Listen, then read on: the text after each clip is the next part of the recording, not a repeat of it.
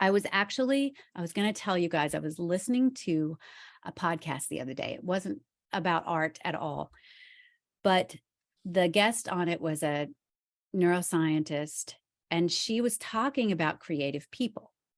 And she said, the really interesting thing about being creative is that there are two big elements that take place in our brains when we're being creative.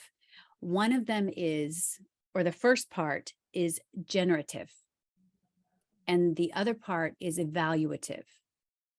And she said, the generative part is where you are just generating material. If you're a writer or something like that, then you're just generating ideas. You're just writing.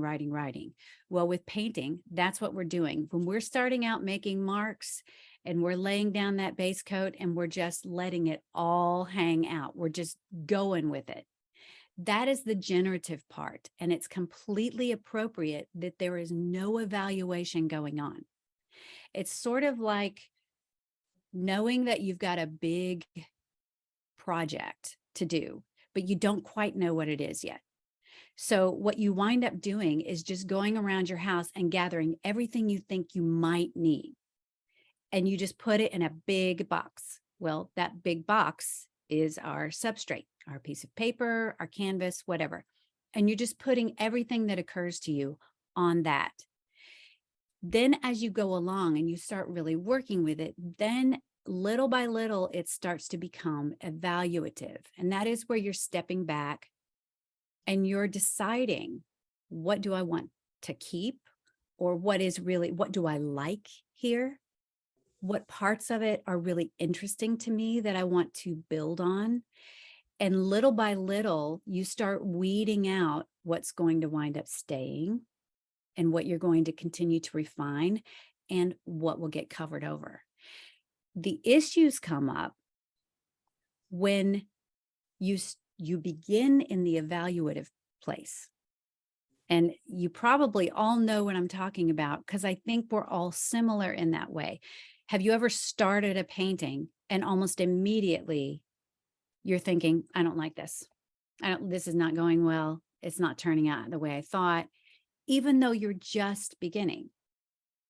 It wasn't too many years ago when I realized that I did that with almost every single painting. And then I would even say, it's done.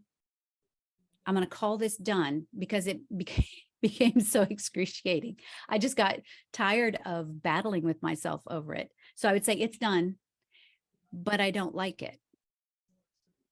Well, those two things don't go together. Now in my brain, I finally realized, if I don't like it, then it's not done. It can't be done. What can be done about it if I don't like it? So this is what I love about this collage process. You have to keep working, keep laying down the layers. If I don't like it, then I know there's just more layers to do. And I have proven this to myself over and over with these pieces. When I don't like them and I just keep working on them, I eventually get to a place where I go, oh my gosh, I think I like this. I'm really liking this. And I've proven to myself that that's all it means. If you don't like it, it's just not done. You're not done working. So I hope that's helpful. I know it started out with, do you know the order to do things? But I wanted to really stress that and make it really simple with those two things. Just remember the generative and the evaluative. The generative always comes first. And the evaluative, really, ideally, it arises naturally. You don't suddenly go, okay, now it's time for me to start evaluating and judging things and deciding. You stay in that generative place until the evaluation starts happening naturally. And if you're patient with yourself and you give yourself the space to do it, I think you'll find that it really does happen naturally. And that's when you start to trust your instincts and you start to realize that I can solve problems.